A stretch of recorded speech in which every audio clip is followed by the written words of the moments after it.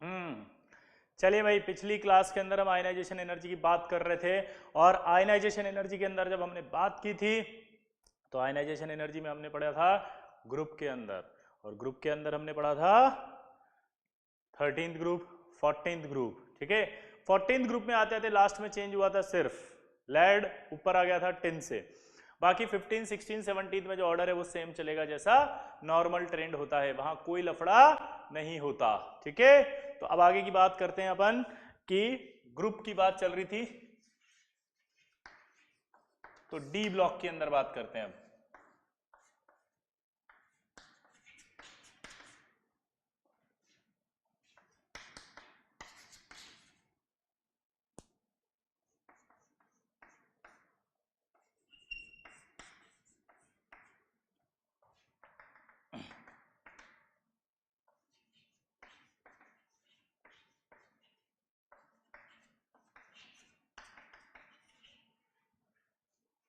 इसको हमने कहा था फर्स्ट ट्रांजिशन सीरीज, इसको कहा था अपन ने सेकेंड ट्रांजिशन सीरीज, इसको कहा था थर्ड ट्रांजिशन सीरीज, इसको कहा था 3D सीरीज, इसको कहा था 4D सीरीज, और इसको कहा था 5D सीरीज। क्लियर? अब अगर आपसे आयनाइजेशन एनर्जी की बात कर रहा है तो आप देखिएगा जरा कि ऊपर से नीचे यानी ग्रुप में नीचे आ रहा है, ग्रुप में नीचे आ रहा है, ग्रुप में नीचे, ग्रुप में नीचे आ रहा है। ग्रुप में नीचे आने पर साइज बढ़ता है, साइज बढ़ेगा तो आयनाइजेशन एनर्जी घटेगा। लेकिन पिछली क्लास में जब आपको रेडियाई पढ़ाया था तब उस रेडियाई में आपको यह बताया था कि ऊपर से नीचे आने पर जब यहां से यहां आ रहे हैं तब कोई दिक्कत नहीं, लेकिन यहां से यहां आने पर 4F का शील्डिंग पावर कम हो जाता है, 4F का शील्डिंग पावर कम हो जाता है, और अगर 4F का शील्डिंग पावर कम हो जाता है तो अट्रैक्शन बढ़ जाता है। अट्रैक्शन बढ़ जाएगा, इसलिए साइज जो था वो साइज भी इन दोनों के आसपास बराबर आ जाता है, यानी कि इसके ऊपर अट्रैक्शन बहुत ज्यादा पाया जाता है। अगर अट्रैक्शन बहुत ज्यादा पाया जाता है, अगर अट्रैक्शन बहुत ज्यादा पाया जाता है तो आयनाइजेशन एनर्जी बढ़ जाता है। इसका मतलब 3D और 4D में 4D का आयनाइजेशन एनर्जी ज्यादा होगा, आया ना? गलत। 3D और 4D में तो 3D का ही ज्यादा होगा ना, नीचे आने पर घटेगा, लेकिन 4D और 5D में बात करेंगे तो इसका ज्यादा होगा। और रीजन आप क्या लिखेंगे? Due to poor shielding effect of 4F subshell, due to poor shielding effect of 4F subshell, due to poor shielding effect of 4F subshell. Clear सबको? अब देखो, जैसे आपसे क्वेश्चन पूछेगा कि कॉपर Ag और Au में किसका आयनाइजेशन एनर्जी ज्यादा होगा, तो कॉपर और Ag में तो ऑब्वियस सी बात है कॉपर का, लेकिन Ag-Au में भी इसका Au का। बट अगर आपसे ऑर्डर फाइनली पूछे कि इन दोनों में भी ज्यादा किसका, ये तो समझ में आ गया कि कॉपर का इससे ज्यादा होगा और इसका, इन दोनों में इसका ज्यादा होगा, लेकिन इन दोनों में पूछे तो किसका ज्यादा होगा, तो फिर गोल्ड का ज्यादा होगा क्योंकि 4F आ गया। तो ये आपको इंपॉर्टेंट है, ध्यान रखना है हमेशा। ठीक है, कि इस तरह से आप आयनाइजेशन एनर्जी देंगे 4F की वजह से। इसका पूरा एक्सप्लेनेशन अगर आपको डाउट है, कुछ भी डाउट है, तो आप वापस से रेडियाई में जाएंगे, वहां पर मैंने लेंथेनाइट कॉन्ट्रैक्शन पढ़ाया था, उसको समझेंगे। और जब आपको लेंथेनाइट कॉन्ट्रैक्शन समझेंगे तो आपको पता चलेगा कि वो इलेक्ट्रॉन को अपनी ओर अट्रैक्ट कर रहा है, और अगर वो अपने आप को इलेक्ट्रॉन को अट्रैक्ट कर रहा है तो इलेक्ट्रॉन को अट्रैक्ट करते ही क्या होगा, आयनाइजेशन एनर्जी बढ़ जाएगा, इसलिए इसका आयनाइजेशन एनर्जी ज्यादा आएगा। क्लियर सबको? चलिए,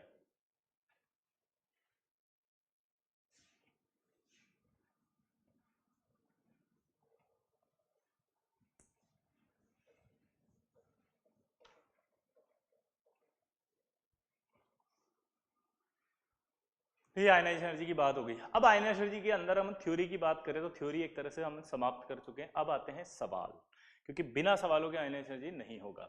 जैसे आपसे पहला सवाल पूछेगा वो,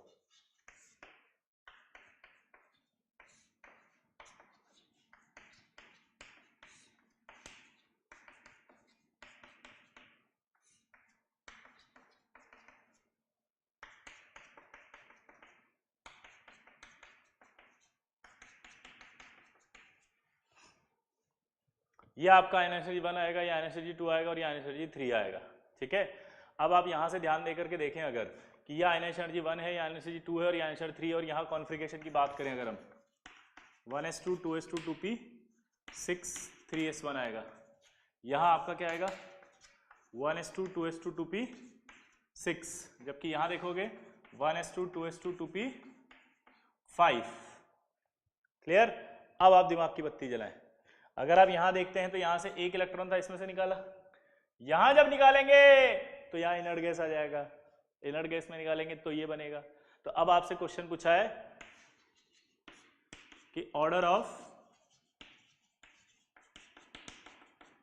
आयनाइजेशन एनर्जी, तो अब आपको बताना है आयनाइजेशन एनर्जी कौन सी वाली सबसे ज्यादा होगी। आप दिमाग लगाए, 1 2 3 आप लगाएं यहाँ पे फटाफट जल्दी से।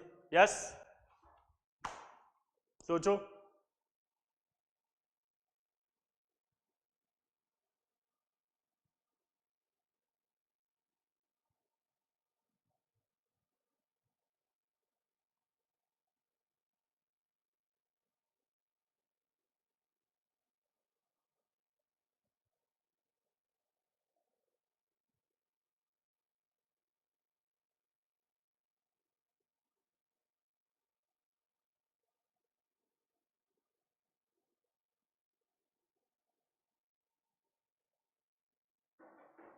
हो गया?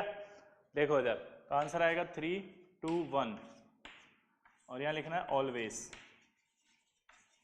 कॉन्फ़िगरेशन का यहां कोई फर्क नहीं पड़ा, कॉन्फ़िगरेशन का यहां पर कोई फर्क नहीं पड़ा। क्या बोला जल्दी बताओ? कॉन्फ़िगरेशन का यहां पर कोई फर्क नहीं पड़ा। दोबारा बोलना, कॉन्फ़िगरेशन का यहां पर कोई फर्क नहीं पड़ा। पूछो क्यों? क्योंकि मैंने आपसे कहा था यह है successive ionisation energy. Successive ionisation energy का मतलब होता है इसमें से एक एक करके इलेक्ट्रॉन निकाल रहे हो। तो जब सक्सेसिव आयनाइजेशन एनर्जी में से आप कंपेयर करते हैं तो जेड इफेक्ट ज्यादा होगा, हमेशा एक एक इलेक्ट्रॉन निकाल रहे हो तो अगर आप सक्सेसिव आयनाइजेशन एनर्जी की बात करोगे और सक्सेसिव आयनाइजेशन एनर्जी की बात करने पर इलेक्ट्रॉन निकालोगे तो फिर जेड इफेक्टिव बढ़ता जाएगा, और जेड इफेक्टिव बढ़ेगा तो आयनाइजेशन एनर्जी भी बढ़ेगा। कॉन्फ़िगरेशन वहां पर नहीं लग रहा होता। कॉन्फ़िगरेशन तो तब लगता है जब अलग अलग एटम हो। जैसे अगला सवाल ये, अब अगर मैं इसकी बात करूं और इसकी बात करूं तब आपको कॉन्फ़िगरेशन लगाना है कि ये ज्यादा होगा।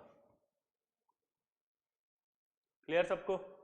यहां नहीं, ये अलग एटम है, ये अलग एटम, ये हाफ फील्ड ज्यादा होगा, इससे ये कंपैरिजन यहां होगा, यहां नहीं होगा। यहां तो सक्सेसिव आयनाइजेशन एनर्जी है, और इसीलिए मैंने सक्सेसिव आयनाइजेशन एनर्जी के लिए बोला था ऑलवेज।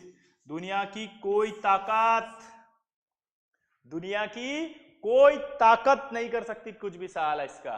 क्या बोला जल्दी बताओ? अरे दुनिया की कोई ताकत इसका कुछ नहीं बिगाड़ सकती बे, कोई फैक्टर साला नहीं करेगा।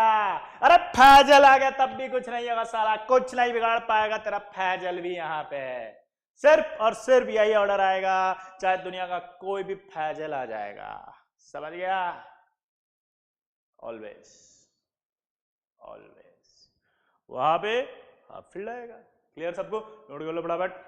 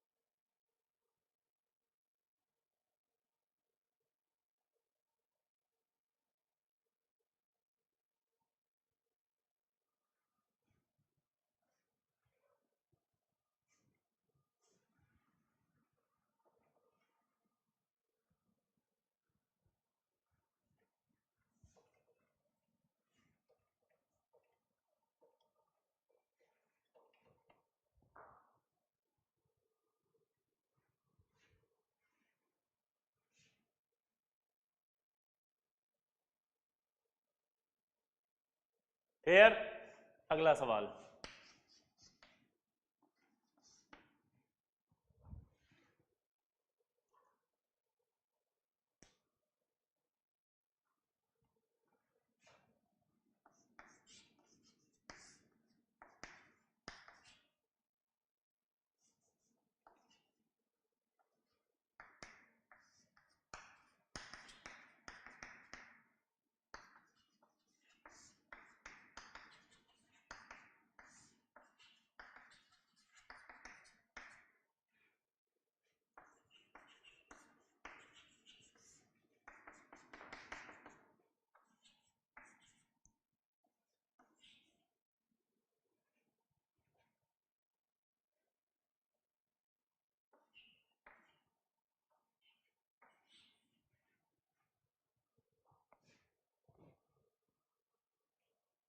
करो, कंपेयर करो।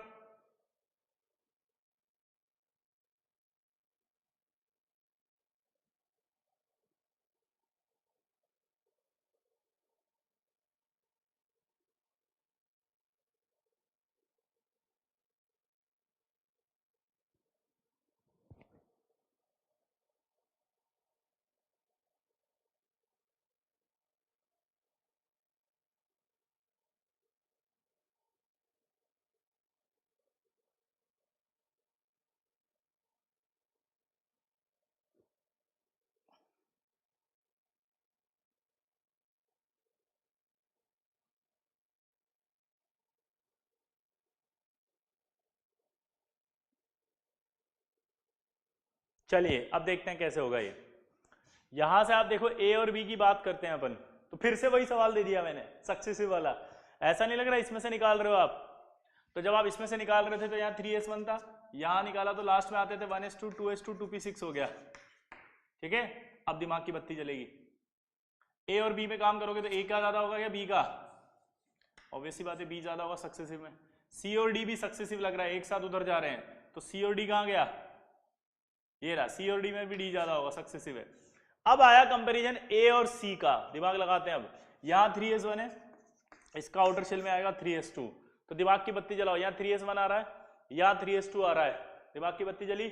यहाँ 3s1 आ रहा है, यहाँ 3s2 आ रहा है, तो यहाँ से यहाँ जब जाओगे तो आपको पता है ये फुल्ली फिल्ड है तो इसी का ज्यादा होगा, यानी कि सी और ए में कौन ज्यादा होगा? सी।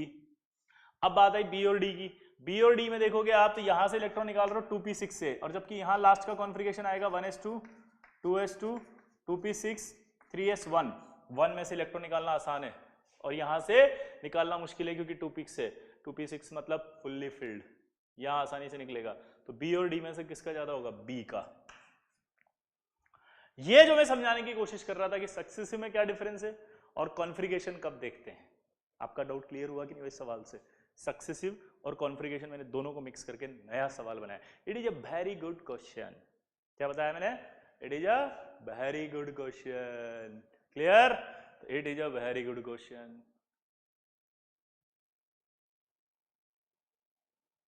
यही आईडी है।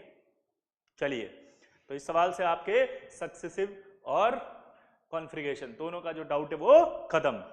ठीक, जिसका डाउट रह जाए वो दोबारा इस वीडियो को सुनना, दोबारा लेक्चर देखना, इसका आपका डाउट क्लियर होगा क्योंकि मैंने वो डाउट इंक्लूड कर लिया अपने एक्सप्लेनेशन में। इसके बाद भी अगर डाउट आता है तो आप पूछ सकते हैं फिर।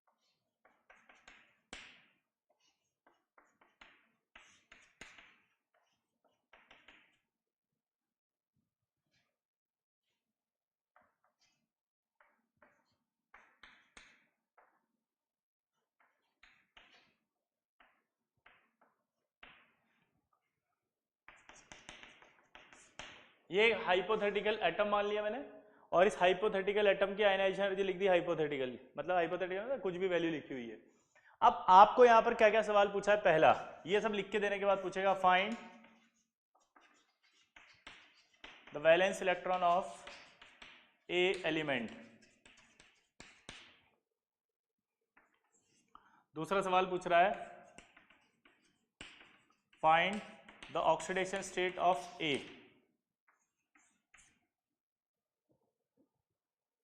Find the oxidation state of A, stable oxidation state.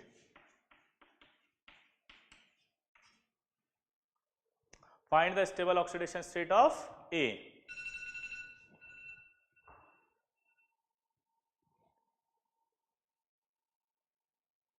ठीक है, अगला फाइंड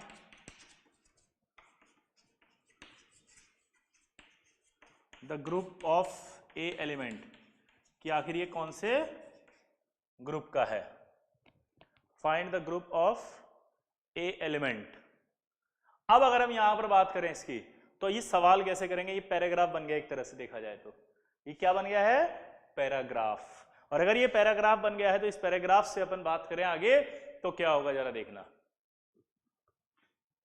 पहला वैलेंस इलेक्ट्रॉन, ऑक्सीडेशन स्टेट और ग्रुप। अब देखो, वैलेंस इलेक्ट्रॉन का मतलब होता है आउटर शेल, सबसे बाहर वाला शेल। बाहर वाला शेल जो है, जैसे मान लीजिए अपने एक एलिमेंट लिखा A, 1s2 2s2 2p6 3s2 3p1, ये आपका कहलाएगा जैसे आउटर शेल। अब कई बच्चे मुझसे डाउट पूछ लेते हैं सर आउटर शेल 3s को बोलेंगे या 3p को। भैया s और p तो सब शेल होते हैं बे, s और p तो सब शेल होते हैं रे, s और p तो सब शेल होते हैं, s और p तो सब शेल होते हैं। ये क्या है, शेल। तो शेल तो थर्ड है, थर्ड शेल। थर्ड शेल में कितने इलेक्ट्रॉन आ रहे हैं, 3। तो आउटर शेल को वैलेंस शेल भी बोलते हैं। तो वैलेंस शेल या आउटर शेल एक ही बात है।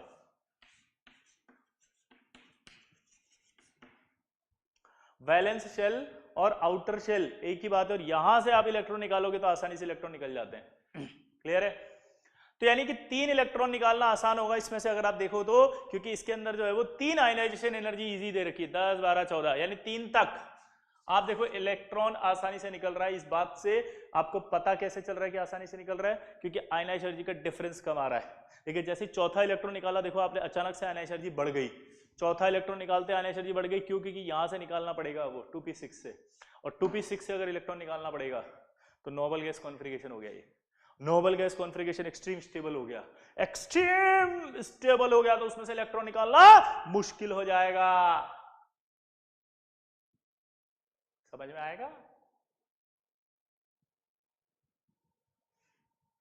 तो यानी कि अगर आपसे पूछा जाए कि तो वैलेंस इलेक्ट्रॉन आंसर देना है आपको 3, कैसे पता चल गया ये बताओ पहले आप। सिंपल है, 10 12 14 देखा तो 3, तीसरे तक आसानी से निकल रहा है।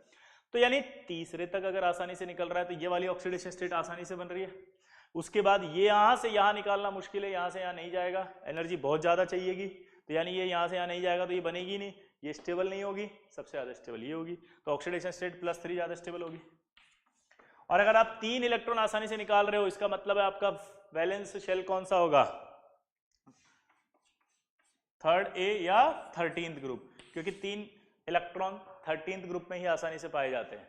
क्या बोला जल्दी बताओ, 13th, बोलो 13th ग्रुप में ही 3 इलेक्ट्रॉन आसानी से निकल सकते हैं। एक आपको जब आप थोड़ा सा समझदार हो जाओगे या आप थोड़ा इंटेलिजेंट हो जाओगे तो आपको डाउट बनेगा कि डी ब्लॉक एलिमेंट भी तो हो सकता था ये। तो मैं आपको बता दूं डी ब्लॉक एलिमेंट यहां पर कभी आएगा ही नहीं। पूछो क्यों, क्योंकि D block variable oxidation state show करते हैं। एक ही एटम अलग अलग ऑक्सीडेशन स्टेट शो कर देता है, +2 भी करता है +3 भी करता है। तो इसलिए इस तरह का जब हाइपोथेटिकल सवाल आएगा तो कभी डी ब्लॉक का नहीं आएगा। इसलिए कभी दिमाग में मत लाना कि थर्ड बी लिखूं या थर्ड ए, ये हमेशा पी ब्लॉक वाला ही होगा और पी ब्लॉक में थर्ड ए ही आएगा। क्लियर हो गया साहब। डी ब्लॉक आए तो नहीं करना है, डी ब्लॉक हो ही नहीं सकता ये कभी भी। क्लियर सबको, नोट कर लो इसको। चलो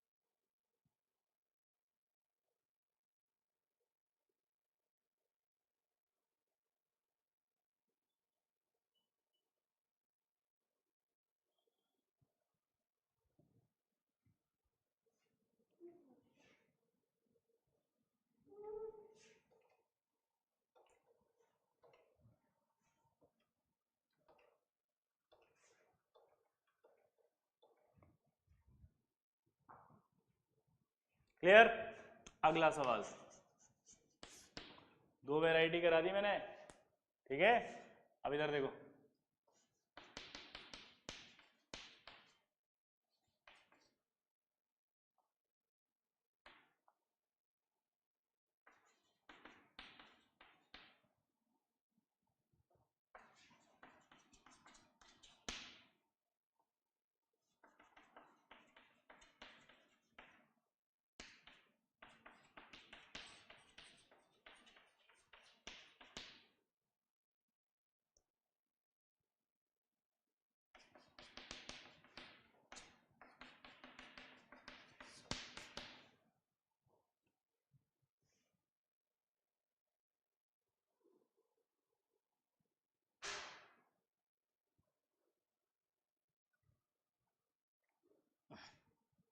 आपसे कहा जा रहा है कि ये ए है, बी है, सी है, डी है, इनकी फर्स्ट आयनाइजेशन एनर्जी का कंपैरिजन करो और सेकंड आयनाइजेशन एनर्जी का भी कंपेयर करो। क्वेश्चन क्या पूछ रहा है पता है आपको? कंपेयर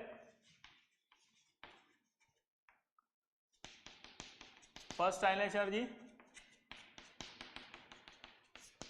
और second ionisation energy. Compare first ionisation energy और सेकंड आयनाइजेशन एनर्जी।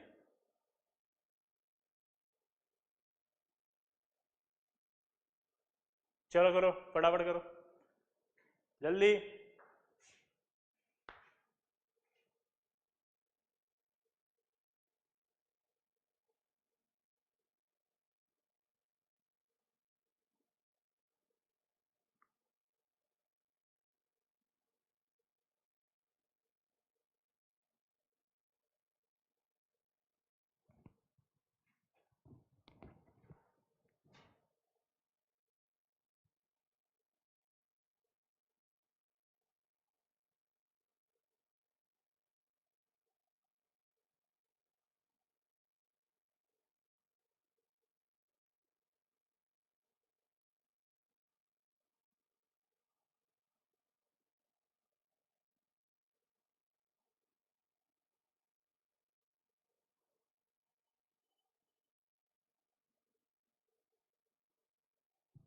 हुआ, ट्राई हुआ? चलो इधर देखो।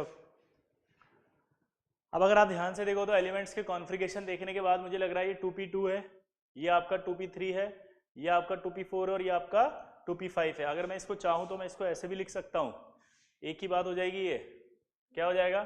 कार्बन, नाइट्रोजन, ऑक्सीजन और फ्लोरीन। क्लियर? तो अगर मैं आपसे बात करूँ यहाँ पर फर्स्ट आयनाइजेशन एनर्जी की, तो आपको पता है सबसे ज़्यादा कौन होगा? कार्बन सबसे कम होगा, ऑब्वियस सी बात है। नाइट्रोजन और ऑक्सीजन के अंदर हम बात करें तो नाइट्रोजन ऑक्सीजन में क्या होगा? ऑक्सीजन का ज़्यादा होता है या नाइट्रोजन का?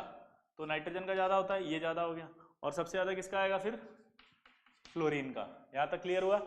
अब आपसे सेकेंड आयनाइजेशन एनर्जी का कंपेरिजन पूछ रहा था वो, तो अब जब ये कंपेरिजन पूछ रहा है सेकेंड में, तो इसका कॉन्फ़िगरेशन लास्ट का क्या हुआ? 2p1। इसका क्या हुआ लास्ट का? 2p3। इसका क्या हुआ लास्ट का? 2p4। और इसका क्या हुआ? 2p5। क्लियर? अब यहां से इलेक्ट्रॉन निकालना है एक और, that is called second ionisation energy. आपको यहां से एक और निकालना है। सवाल हमेशा आएगा सेकेंड आयनाइजेशन एनर्जी कंपेयर करो, फर्स्ट आयनाइजेशन एनर्जी कंपेयर करो, ऐसे कुछ नहीं लिखा आता है तो इसका मतलब है फर्स्ट आयनाइजेशन एनर्जी कंपेयर करो। क्या बोला मैंने? कुछ नहीं लिखा आया तो फर्स्ट आयनाइजेशन एनर्जी ही कंपेयर होती है। तो चलो स्टार्ट करो। अब सेकंड बनानी है, मतलब इसमें से इलेक्ट्रॉन निकलेंगे, तो फिर से कार्बन में आसानी से निकलेगा क्योंकि 2p1 है, लेकिन इस बार ऑक्सीजन और इसमें से निकालना पड़ेगा। बोलो। तो फिर कंडीशन क्या आएगी? सेकंड आयनाइजेशन एनर्जी तो किसकी ज्यादा हो जाएगी? ऑक्सीजन की। तो यहाँ क्या आना पड़ेगा? नाइट्रोजन, फिर ये ऑक्सीजन, फ्लोरीन सबसे ज्यादा होगा क्योंकि उधर जाने पर आपका जेड इफेक्टिव बढ़ रहा है। तो ये आपका आएगा सेकंड आयनाइजेशन एनर्जी का कंपैरिजन। इस तरह से सवाल आएगा बेटा, ध्यान रखना। देखो ये ऑर्डर हमारा कौन सा है? फर्स्ट आयनाइजेशन एनर्जी का, और वो कौन सा है? सेकंड आयनाइजेशन एनर्जी का। कौन सा है? सेकंड आयोनाइजेशन एनर्जी का। क्लियर? बोलो। यहां 2p4 आएगा, ये 2p2 हो जाएगा। हाँ, एक एक करके हटाया था ना मैंने, यहां से एक हटा, यहाँ से भी नाइट्रोजन में 2p2 रह जाएगा, यहाँ 2p3 हो जाएगा, 2p4 हो जाएगा। ठीक है, क्लियर सबको? तो आपसे इस तरह से सेकेंड आयनाइजेशन एनर्जी भी पूछी जाए तो बता देना। क्लियर? बढ़ा दूं?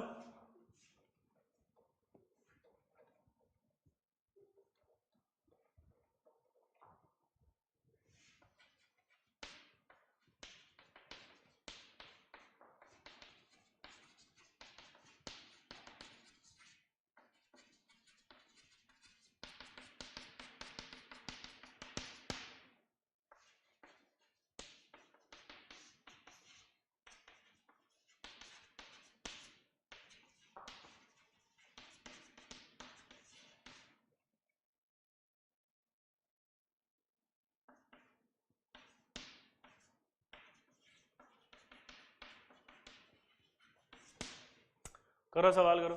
विच of the following order of second ionisation energy is correct? Second ionisation energy is correct.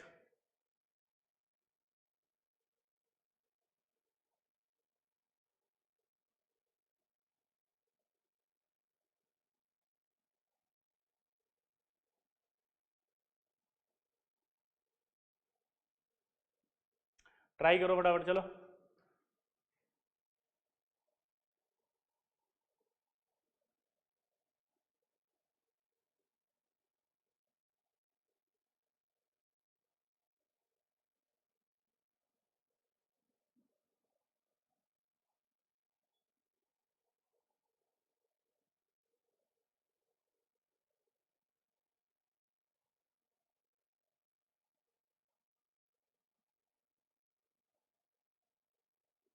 चलिए इधर देखते हैं। आपसे एक बात याद रखना, फिर से सवाल पढ़ते समय सेकंड पूछ रहा है, तो यहां पर सोडियम की बात करते हैं तो लास्ट का कॉन्फ़िगरेशन क्या था? 1s2 2s2 2p6 3s1, यहां से निकलेगा एक इलेक्ट्रॉन। और मैग्नीशियम की बात करें अगर अपन, तो 1s2 2s2 2p6 3s2। अगर सिर्फ फर्स्ट आयनाइजेशन एनर्जी तो मैग्नीशियम की ज्यादा होती, लेकिन सेकंड पूछ रहा है मतलब प्लस करना पड़ेगा। यहाँ पे प्लस करते ही इलेक्ट्रॉन हट गया, ये तो 2p6 हो गया और ये 2p1 हो गया, तो अब किसकी ज्यादा होगी बताओ? 2p6 की, यानी सोडियम की ज्यादा होगी second ionisation energy. Clear? Magnesium aluminium की बात कर लो, मैग्नीशियम और एल्यूमिनियम में अब क्या हो जाएगा? ये 3s1 हो जाएगा, यह आपका क्या हो जाएगा? पूरा ही लिख दूं यार, तुम कंफ्यूज मत हो जाना भाई। ठीक है, सेकंड आयनाइजेशन एनर्जी की बात कर रहा है तो मैग्नीशियम प्लस कितना हो जाएगा? 3s1, और एल्यूमिनियम प्लस कितना हो जाएगा? 3s2, 3p1 होता है तो 3s2, तो इसका ज्यादा आएगा नहीं आएगा? ये ज्यादा आ गया। इसी तरह से फास्फोरस प्लस हो जाएगा अगर सेकंड की बात कर रहे हैं तो सेकंड की बात करते हैं यहाँ पर आपका 3p3 की जगह 3p2 आएगा, सल्फर में 3p3 हो जाएगा, तो 3p3 ज्यादा होगा, इसलिए आंसर है दिल्ली। सारे आंसर आएंगे, ये भी सही है, ये भी सही है, तो इसलिए ऑल ऑफ दिस। क्लियर? तो इस तरह से सेकंड आयनाइजेशन एनर्जी पूछी जाए तो भी बता देंगे। हाँ या ना? पक्का? बता दूं?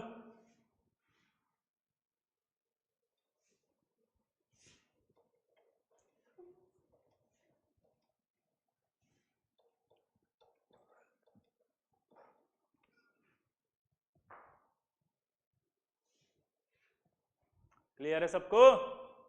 हाँ तो बोल दिया करो।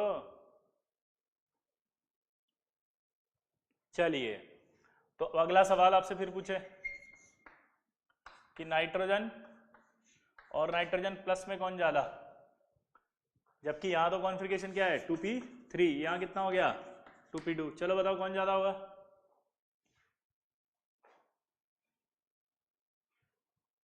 कौन ज्यादा होगा? अरे प्लस वाला ही ज्यादा होगा, दिमाग मत लगाना कुछ भी। पूछो क्यों? क्योंकि ये प्लस आ गया तो प्लस आते ही इलेक्ट्रॉन का कम हो गया, इलेक्ट्रॉन कम होते न्यूक्लियस का अट्रैक्शन बढ़ गया, और अगर न्यूक्लियस का अट्रैक्शन बढ़ गया, न्यूक्लियस का अट्रैक्शन बढ़ गया तो आयनाइजेशन एनर्जी बढ़ेगा। न्यूक्लियस का अट्रैक्शन बढ़ गया तो आयनाइजेशन एनर्जी बढ़ेगा।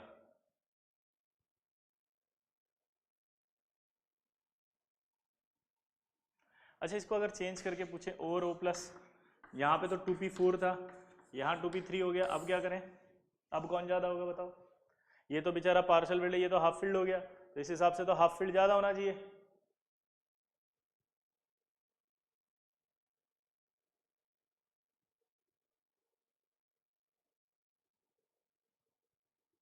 तो अब क्या करूं? यही ज्यादा होगा, चाहे कुछ भी कर लो, क्योंकि प्लस आ रहा है वहां पे। क्या आ रहा है? प्लस। और अगर मैं यहां पर एक और लगा देता +2 और फिर आपका 2p2 हो जाता, ये इसमें से निकालो, तब भी ये ज्यादा होगा, क्योंकि एक ही एटम से निकाल रहे हो तो फिर सक्सेसिव होती है ये, और सक्सेसिव होगी तो यही ज्यादा होगी। समझ गए? सक्सेसिव मेरे हिसाब से समझ में आने लगी होगी अब तो।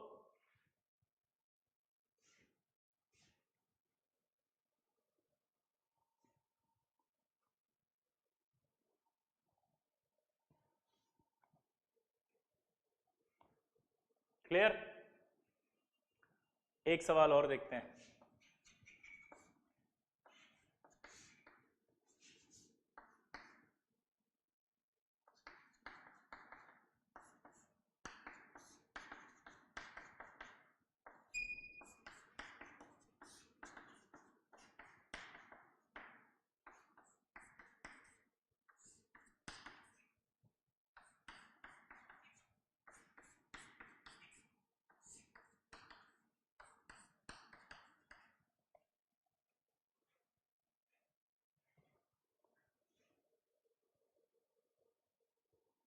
क्लियर? यहां पर उसने दे दिया एनर्जी 8, 10, 12, 14 और 150। अब आपसे बोला कि स्टेबल ऑक्सीडेशन स्टेट बताओ कौन सी है, बताओ जल्दी, ग्रुप नंबर बताओ इसका, और तीसरा वैलेंस इलेक्ट्रॉन बताओ। चलो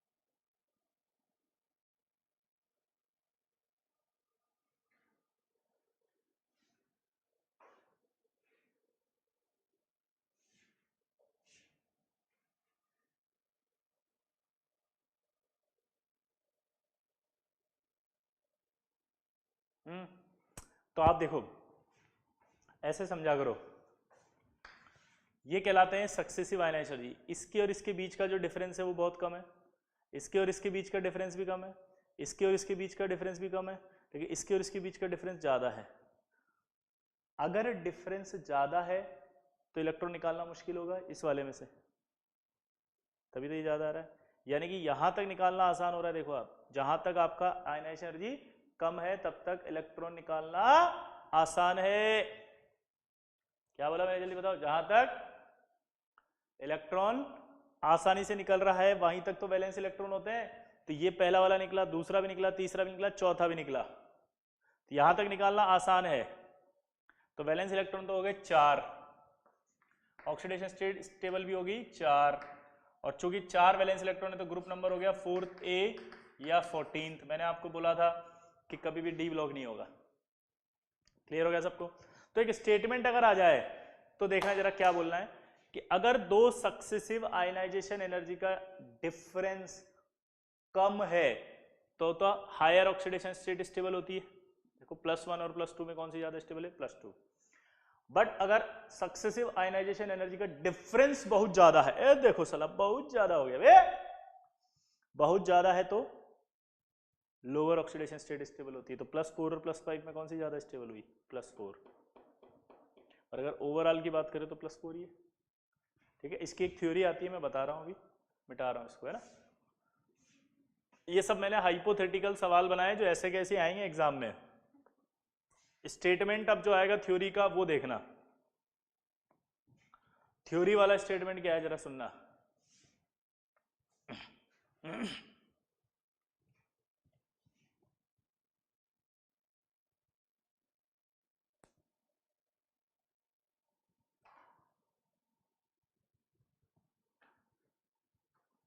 क्लियर। अब इधर देखो, यहां पर अगर हम बात करते हैं आगे की तो ध्यान से सुनना कि अगर दो सक्सेसिव आयनाइजेशन एनर्जी के बीच का डिफरेंस 11 इलेक्ट्रॉन वोल्ट, कितना बोला, 11 इलेक्ट्रॉन वोल्ट है या उससे कम है तो हायर ऑक्सीडेशन स्टेट स्टेबल होती है, और अगर 16 इलेक्ट्रॉन वोल्ट है या उससे ज्यादा है तो लोअर ऑक्सीडेशन स्टेट स्टेबल होती है। इलेक्ट्रॉन वोल्ट में बोल रहा है वो, ठीक है, किसमें, इलेक्ट्रॉन वोल्ट में। किसमें बोल रहा है, इलेक्ट्रॉन वोल्ट में। किसमें बोल रहा है बताओ, इलेक्ट्रॉन वोल्ट। दोबारा से बोल रहा हूं आराम से। थ्योरी होती है कि अगर दो सक्सेसिव आयनाइजेशन एनर्जी के बीच का डिफरेंस, अगर दो सक्सेसिव आयोनाइजेशन एनर्जी के बीच का डिफरेंस, दोबारा बोलो, अगर दो सक्सेसिव आयोनाइजेशन एनर्जी के बीच का डिफरेंस 11 इलेक्ट्रॉन वोल्ट या उससे कम आ जाता है, डिफरेंस कम तो ऑक्सीडेशन स्टेट हायर वाली, डिफरेंस कम तो हायर वाली, डिफरेंस हायर, हायर हो गया 16 या उससे ज्यादा तो लोअर वाली। क्लियर। और बिटवीन अगर 11 और 16 आ गया तो 11 से 16 आ गया बिटवीन तो, जल्दी बोलो, 11 से 16 आ गया तो दोनों लोअर एंड हायर बोथ।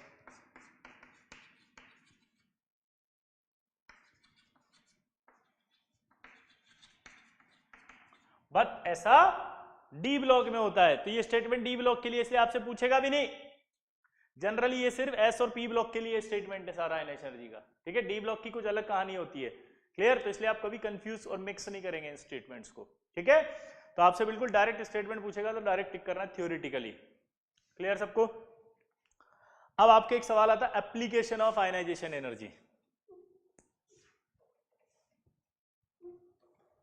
तो देखो एप्लीकेशन में पहला आता है, आप आयनाइजेशन एनर्जी से मेटेलिक कैरेक्टर आइडेंटिफाई कर सकते हैं। अब ये मेटेलिक कैरेक्टर क्या होता है, अगर कोई एटम इलेक्ट्रॉन को रिलीज कर रहा है तो क्या होगा, वो मेटल होगा। अगर कोई एटम इलेक्ट्रॉन रिलीज कर रहा है तो मेटल है, और आसानी से रिलीज कर रहा है तो ज्यादा मेटल है। यानी कि अगर आयनाइजेशन एनर्जी घट रही है तो फिर मेटेलिक कैरेक्टर क्या है,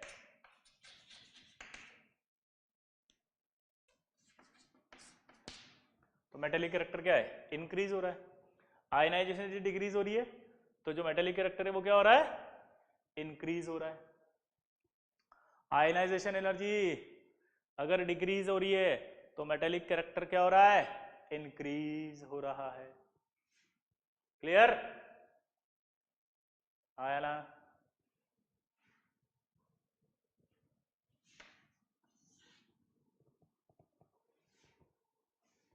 क्लियर। अब देखो इधर मेटेलिक कैरेक्टर, यानी कि अगर हम डाउन द ग्रुप की बात करें, बोलो डाउन द ग्रुप क्या होगा, down the group ionisation energy decrease तो मेटेलिक कैरेक्टर इंक्रीज।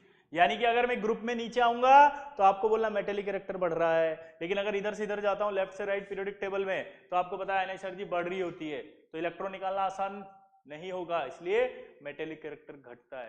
तो इसलिए नॉन मेटल्स कैरेक्टर उधर जाएगा। इसी वजह से पी ब्लॉक जो है उसमें सारी नॉन मेटल्स रखी गई हैं, सारी मतलब बहुत सारी, कुछ मेटेलिक भी है, ठीक है, पर मेटेलिक कैरेक्टर उधर। और यहाँ एस ब्लॉक जो होता है वो मेटेलिक ही होते हैं सारे। क्लियर? अगर आपसे बोला जाए हाईएस्ट आयनाइजेशन एनर्जी किसकी है, तो हाईएस्ट आयनाइजेशन एनर्जी होगी हीलियम की। पूछो क्यों? क्योंकि अभी मैंने बोला लेफ्ट से राइट जाएंगे तो आयनाइजेशन एनर्जी बढ़ेगी, और हीलियम सबसे ऊपर है। डाउन द ग्रुप आएंगे तो आयनाइजेशन एनर्जी घटेगी, तो हीलियम की हाईएस्ट हो गई आयनाइजेशन एनर्जी। और अगर आपसे बोले कि लोएस्ट, तो लोएस्ट आयनाइजेशन एनर्जी किसकी होगी, सोचो, सीजियम की। लोएस्ट आयनाइजेशन एनर्जी किसकी होगी, सीजियम की। ये देखो सीजियम, क्यों? क्योंकि यहां से आने पर आयनाइजेशन एनर्जी घट रही है, फ्रांशियम की ज्यादा हो जाती थी, याद करो सीजियम से। Due to poor shielding effect of 4f subshell, due to poor shielding effect of 4f subshell.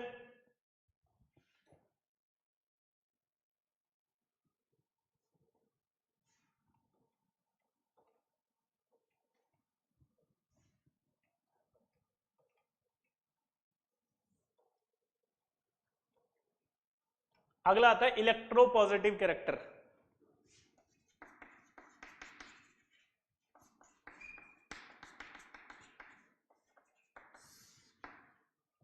Electro positive character, तो इलेक्ट्रो पॉजिटिव कैरेक्टर क्या होता है, देखो, अगर आयनाइजेशन एनर्जी कम होगी तो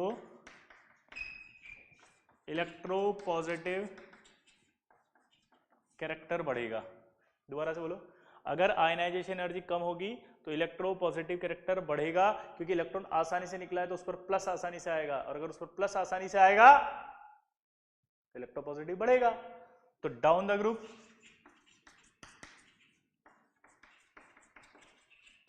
इलेक्ट्रो पॉजिटिव कैरेक्टर बढ़ेगा। Caesium most electropositive element,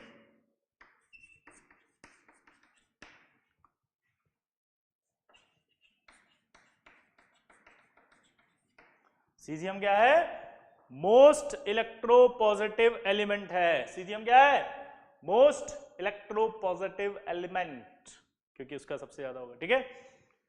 इसी तरह से photo electric effect, photo electric effect, अगर आयनाइजेशन एनर्जी कम हो तो इलेक्ट्रॉन को निकालना आसान होता है। ये आप थोड़ा सा मॉडर्न फिजिक्स में पढ़ेंगे, अगर नहीं पता फोटो इलेक्ट्रिक इफेक्ट क्या होता है तो मैं छोड़ सकता हूं, लेकिन अगर हल्का सा बता देता हूं कि किसी मेटल की सरफेस पर जब एनर्जी डालते हैं तो इलेक्ट्रॉन निकलता है, तो इसका मतलब फोटो इलेक्ट्रिक इफेक्ट ज्यादा हो रहा है, ठीक है। फोटो यानी फोटोन के आने से होने वाला इलेक्ट्रिक इफेक्ट। आपने देखा सोलर सिस्टम, ये सौर, आजकल सोलर सिस्टम लगते हैं जो सनलाइट पड़ती है जिससे इलेक्ट्रिसिटी चलती है, आ रहे ना आजकल सोलर प्लांट, ये वही है। तो अगर आसानी से इलेक्ट्रॉन निकलेगा तो वो फोटो इलेक्ट्रिक इफेक्ट ज्यादा शो करेगा, यानी कि फोटो इलेक्ट्रिक इफेक्ट इंक्रीज होगा। सीजियम सबसे ज्यादा फोटो इलेक्ट्रिक इफेक्ट शो करेगा। पूछो क्यों? क्योंकि उसका इलेक्ट्रॉन आसानी से निकलेगा। तो जितने भी सोलर सेल होते हैं इन सब में कौन यूज करते हैं, पोटेशियम, रुबिडियम, सीजियम, और इन तीनों में सबसे ज्यादा कौन यूज करेंगे, सीजियम, क्योंकि आसानी से इलेक्ट्रॉन निकालेगा, ठीक है।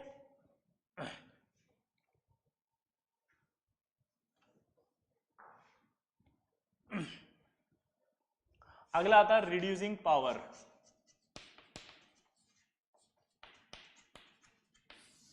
इसका मतलब समझना आप, अगर कोई अपना एक इलेक्ट्रॉन रिलीज करता है, दोबारा बोलो, अगर कोई अपना एक इलेक्ट्रॉन रिलीज करता है तो वहां पर आपका क्या आता है, प्लस चार्ज।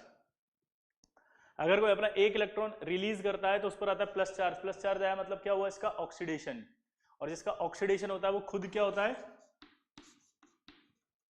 Reducing agent. वो अपना इलेक्ट्रॉन रिलीज कर रहा है, और रिलीज कर रहा है तो क्या हो रहा है, ये रिड्यूसिंग एजेंट। क्या हो रहा है, रिड्यूसिंग एजेंट। तो यानी कि आयनाइजेशन एनर्जी अगर घटे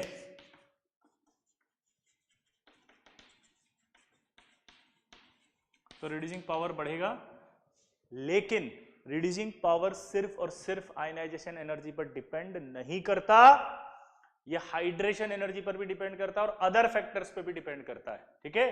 तो कंसीडरिंग अदर फैक्टर, ये एक जनरल स्टेटमेंट है, मैं इसको आगे एक और बार बताऊंगा, ठीक है। स्टेटमेंट सिंपल अगर आता है कि आयनिक एनर्जी बढ़ेगी तो रिड्यूसिंग पावर घटेगी, हाँ सही है, ठीक है। लेकिन अकेला रिड्यूसिंग पावर अकेला सिर्फ आयनिक एनर्जी पर डिपेंड नहीं करता, और भी फैक्टर्स हैं जिन पर डिपेंड करता है, ठीक है। तो मेटल्स जो होती हैं उनका आयनिक एनर्जी क्या होता है, कम, इसलिए मेटल अच्छी रिड्यूसिंग एजेंट होती हैं। लेकिन मैं फिर बोल रहा हूँ हाइड्रेशन एनर्जी का इफेक्ट आएगा, उस पर भी डिपेंड करता है, जिससे कि ऑर्डर डिसाइड होता है, ठीक है। तो ये अभी आगे आएगा जब अपन बहुत आगे इलेक्ट्रोनेगेटिविटी पढ़ेंगे उसके बाद। ये आपका आयनाइज एनर्जी समाप्त, ठीक। बाकी फिर नेक्स्ट टर्न पे पढ़ेंगे। 10 मिनट पहले छोड़ रहा हूँ, 15 मिनट पहले, क्योंकि अब नया टॉपिक चालू करने का कोई मतलब नहीं, कचरा हो जाएगा, ठीक है। तो अच्छे से याद करें इसको, इंपॉर्टेंट है, IIT में आता है इसमें से सवाल।